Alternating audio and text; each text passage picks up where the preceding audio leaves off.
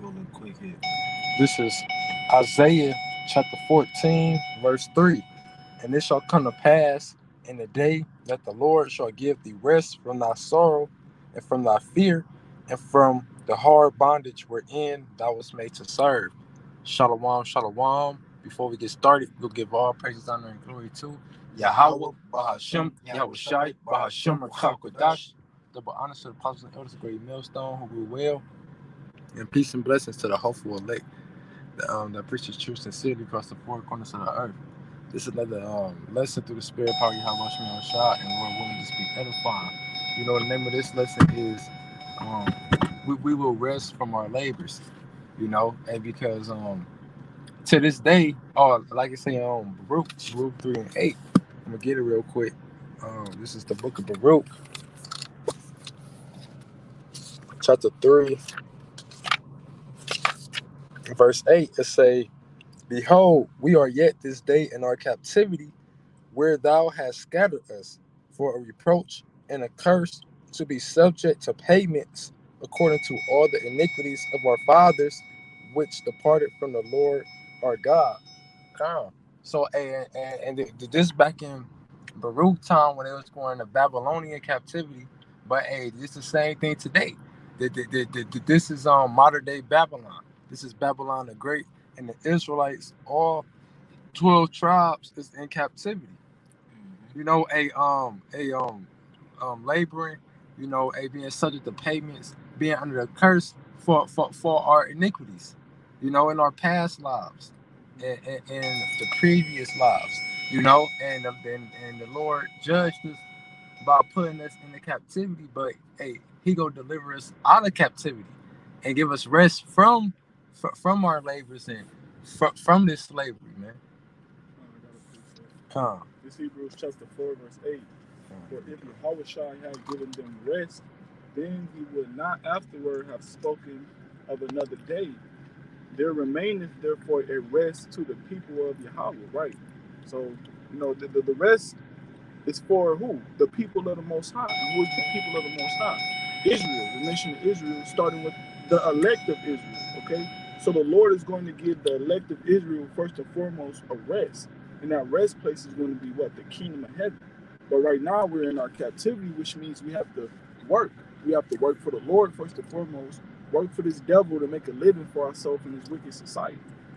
All right, verse 9, it says, There remaineth therefore rest to the people of Yahweh, for he that is entered into his rest, he also hath ceased from his own works, as Yahweh did from his. Verse 11, let us labor therefore to enter into that rest, lest any man fall after the same example of unbelief. Right, so we have to continue to keep laboring.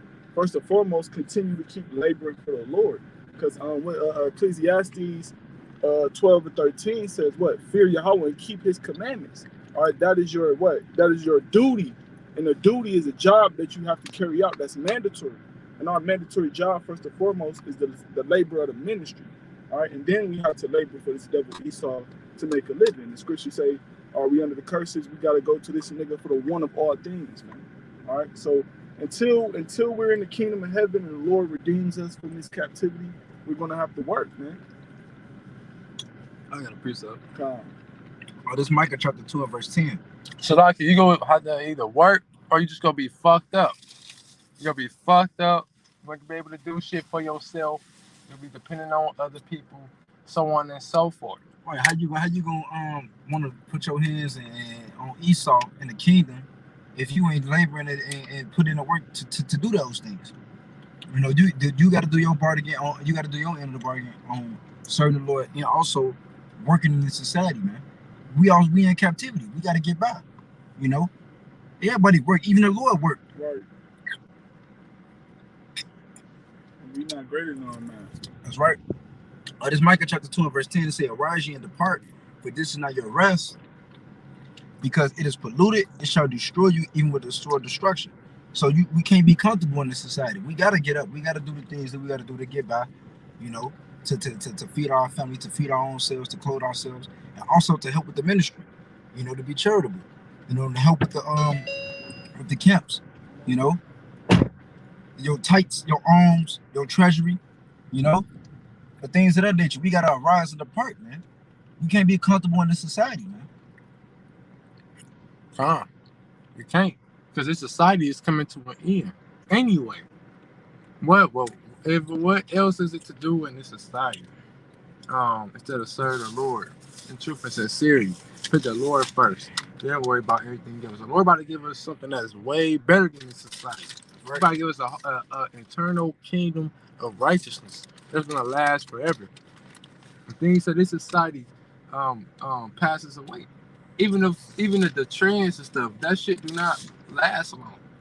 You know, you always in this society you go constantly be lost, constantly trying to seek at this constantly trying to seek at different other things, man. But when you come into this truth, this is the number one thing that you're seeking after. Mm-hmm.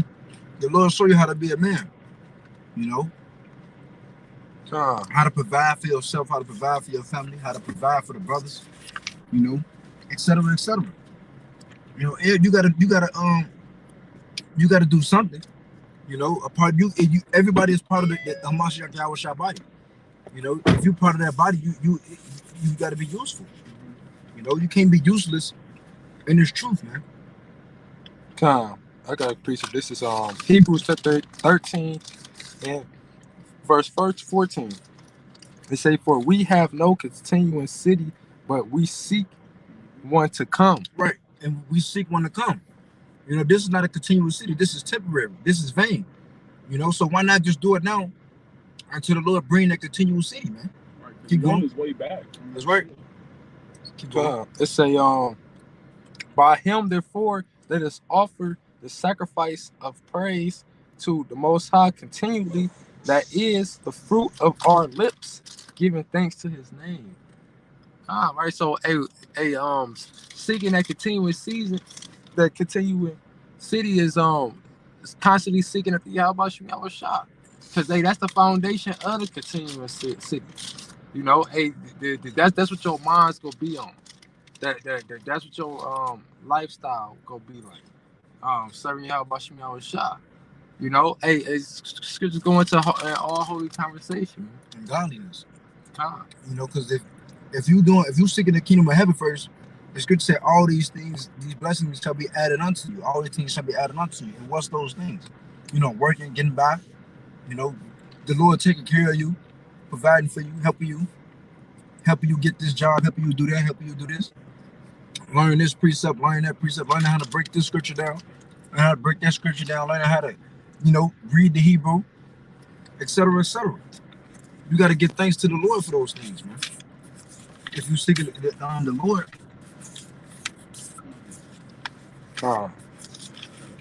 Because if you sup with the Lord gonna sup with you.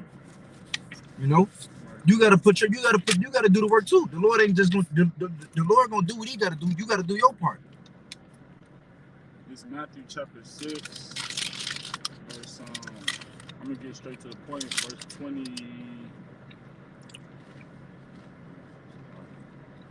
Yeah, here it is. Matthew chapter 6, verse 20. No, verse 19. Verse 19. Lay not up for yourselves treasure upon earth, where moth and rust doeth corrupt, and where thieves break through and steal. All right, so, hey man, we're not supposed to put our energy towards carnal possessions. All right, we're not supposed to be thinking about, you know, saving up for 2025 or saving up, you know, for college tuition for your kids and saving up for future events and shit like that. America has no future, man. All right, so don't put your riches, don't put your your energy in this society, in this world, all right, in this captivity. Verse 20, it says, "But lay up for yourselves treasures in heaven, where neither moth nor rust doeth corrupt, and where thieves do not break through nor steal." Right. So your treasures in heaven would be what? That spiritual bank account. You serving the Lord. All right. You going out on the highways and byways in season, out of season, non-stop. You uploading these videos. Okay. Right. Not letting your job, whatever the case may be, take control of you, man. Mm-hmm. Because the disciples, when the Lord was on the scene, they was fishermen. Right. And when the Lord came, they said that they dropped everything and started following the Lord, man. So you got to keep that in mind when you at these jobs. When you out working or whatever the case may be, you got to remember that you doing this for the Lord, man. And don't let that take control of you, and let that take advantage to overweigh what you doing for the Lord, man. I got one more precept. This John chapter 9 verse 5, 9 verse 4. It say, I must work the works of him that sent me while it is day. The night cometh when no man can work. Right. So they not come with no man can work. So all these people that trust in these jobs, in Esau Edom, it's